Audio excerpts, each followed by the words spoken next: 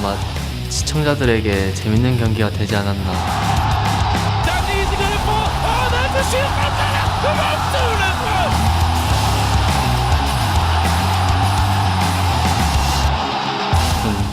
很爽吧，因为杀了非常多的人，然后也。This is going to be the first kill, and it goes over to Uzi.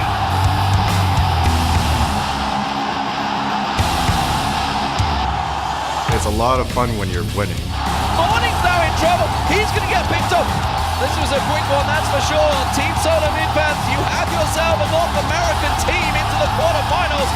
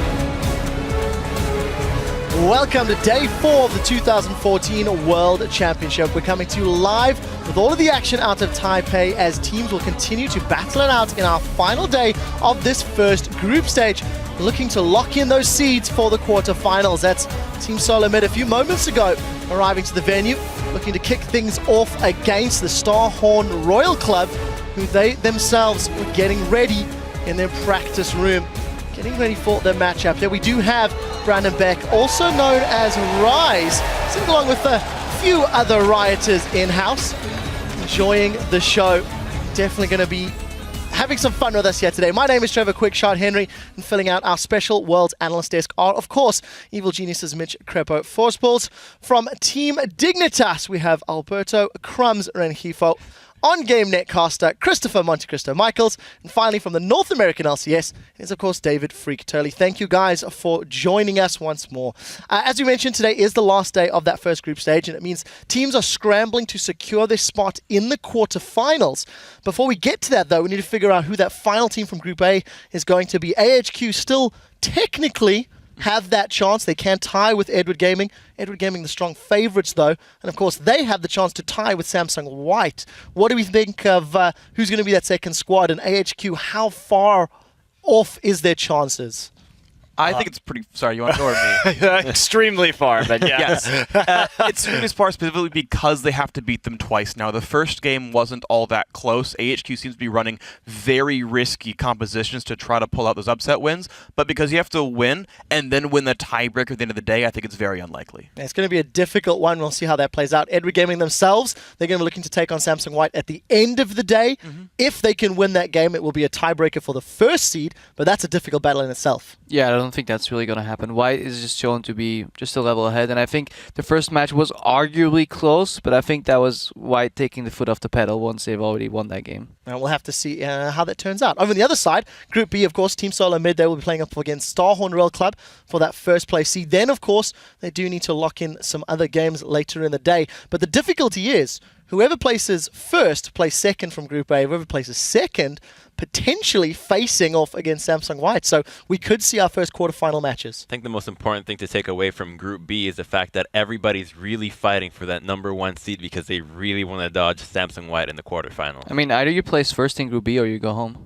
That's Exactly. pretty much what it's Yeah. going to be. Very Yeah. big. I mean, at least getting top 8, though, is still like, I went top 8 at Worlds. Like, at the very least, you got some bragging rights, right? And you could be like, oh, I lost to the eventual champions, like, whatever. Yeah, you know. But yes, as far as running deep in the I tournament, mean, you got to put your standards a little higher.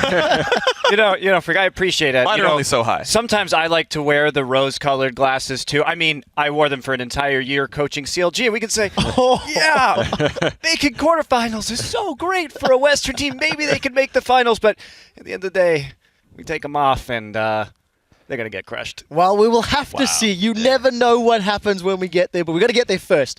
We have brought in a few visual aids to help add to the discussions. Thank you guys at home for sharing your hashtag World's Big Plays with us.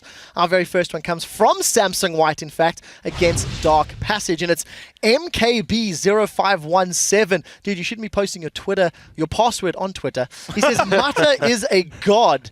That shield to save Dandy was fantastic. Here's your third big play. Oh, going Right in. here. Crystal going to come around the side. Paul actually flashed over the wall. Dandy, is he going to fall? Oh, that's a shield. The shield. Soon as well. Dandy just survived. The shield come in from Mata there as the kick came in from Crystal. Beautiful. Biggest thing right there. She flashed to get the shield onto her, and then as soon as they're trying to collapse with the monsoon on top of it and the tornado, just in case they crept up, no chance. Go ahead. Not to mention that sorry, I keep interrupting you. I just get so excited. No, man. I do too. Yeah, I think what we didn't see there was the Kazakhs reset afterwards once the kill came in. That combined with the exhaust on Lee Sin prevented the follow-up kill on the Kazakhs. I did, however, detect the misplay. He Q immediately, and he got no knockups from the Howling Gale. Come on, Mata, where's the Jana mechanic? Right, let's move this one along. The excitement is real on the desk. Our next big play comes from SK versus Royal Club from @KingNoseHair. He tweets that Jana ultimate to stop Lee Sin Q from making contact with Orianna was amazing. Zero is a beast. Let's roll your number 2. Coming in from the back, Horns at less than half HP. Svenskun's going to land the Q, follows through. There's the ultimate coming out. Zero going to knock them straight back out. Zero is such a beast. He comes in to save Court there for the kill, and then he's able to reset under the turret. Yeah, this is pretty much why Johnny has seen such a resurgence. He's very good. He's a passive laner that does well in every lane, can run exhaust against all these assassins, and all these assassins have type of gap closers that Janet will just nullify and just mess with them, and that's why, plays like this is basically, why you play Janna. Very well played indeed. Let's get on to the third one. Finally, from Samsung White versus AHQ, from @Aaron411. It's all the numbers today. That 3v2 turnaround double was impeccable. Here's your biggest of the big plays. He's going to push it out there. Oh, no one coming in towards Green Tea. They pulled him into tower range. Oh, they're going to finish him off. One more auto attack would have done it. There is him going aggressive. He gets the kill on Green Tea. Can he take on it down as well? He can. And the lantern. Imp is such a bold AD carry. He flashes over to get the kill and finishes off the second one, relying on Mata for the escape here. So confident. Yeah, you can see why he's so impeccable. He punishes every misplay. All right. Actual commentary on the play. I think it would have been better if they actually went for Mata instead. Just try to kill the support because he'll end up saving. Every time he play the trash lane, just kill trash first because else your ADK will just get saved. Well, the imp puns keep on rolling. Anyways, be on the lookout for more of those world-class caliber highlights. Send them to us at LOL Esports on Twitter. Use the hashtag World's Big Plays. All right, starting off our action today, we have got the Starhorn Royal Club taking on North America's Team Solo Mid. That will be followed by AHQ Esports Club, and they will face off against the international wildcard squad Dark Passage. A must-win if they want to keep any quarterfinal hopes alive. We will conclude the day with Edward Gaming versus Samsung White, and in the case of any tiebreakers, those will take place immediately following the final game of the day. As always, you can refer back to the schedule on lolesports.com, as well as predict the winners right along with our panel. Just select schedule and start casting your votes. Click on those thumbs up. There you can catch any of the action out of Taipei with our spoiler-free VODs. Don't let sleep keep you from enjoying a single second of our world coverage. Once you're done with all of that, head over to Twitter, share your thoughts on Twitter or with our question of the day, and we want you to take a moment to look back and answer what has been your favorite moment from week 1 of the World Championship and why. Once again, send your answers to us at LOL Esports along with the hashtag Worlds for this one. We'll highlight the best responses later on in the broadcast. Right, this week we've seen 45 unique champions play thus far, and I want to put a question to the desk. who would make up your MVP team composition from the champions we have seen in Taipei, and why? Freak, I'll start with you in the top lane. Yeah. Which champion stands out? Who would it be? I think to me it's got to be Alistair. This is still 4.14, so you can still headbutt auto attack, right? The Sheen first build. Just rewatch SK vs TPA. Look at how Freddy carried that game like by himself, and it's like, yes, it's Alistair. Oh, fair enough. We've got a jungler on the panel, so if we go down team comp, who was your jungler and why? I'm going to have to pick Lee Sin. He has been picked in 12 out of 18 games so far, and he's been very impeccable. For the players that pick him, he's almost like the playmaker that these teams need to solidify them. And with a Yasuo comp that we're seeing pretty much left, right, and center, he's really the best jungler right now. Yeah, definitely doing well. 6-6 record in those 12 games, actually. Yeah. All right, mid-game champion, who's it going to be? Monty.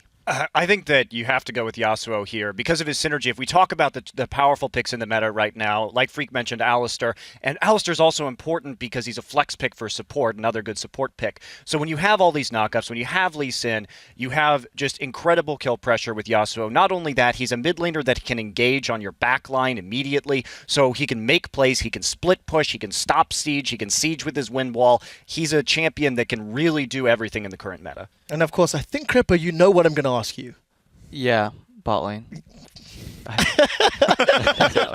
I may not be the best bot lane player in the world, but we've seen clearly that Tristana has made not even a resurgence, just a constant appearance in the bot lane. And then, yeah, we can't not talk about Janna. Janna's been doing really well. And ironically, that lane actually does well together as well. So, yeah, Janna Tristana is one of the better picks here for everything. And if you guys are picking Alistair Yasuo, then what about the lead? Yeah, hey, whoa, why not round out the composition with 5 knockups and then just let's see who can set up the Yasuo best. Yeah, which is that Crumbs is forgettable. Sorry about that. Starhorn Royal Club have actually run this exact bottom lane twice and won with it, interestingly. Yeah, not to mention that when we kind of combine all our champions here, it's nearly what TSM ran against SK. Yeah, definitely a very good comp. You can actually grab our Taipei group stage MVP team comp in the store now. The MVP comp includes skins used by your favorite World's pros, so bundle up and start practicing your own #Bigs plays with this incredible knock-up Yasuo team composition. It works out really nicely. All right, guys, we are going to take a quick break while Team Solo Mid and Starhorn Royal Club load onto the stage for the very first game of the day. Stay with us. We'll be right back.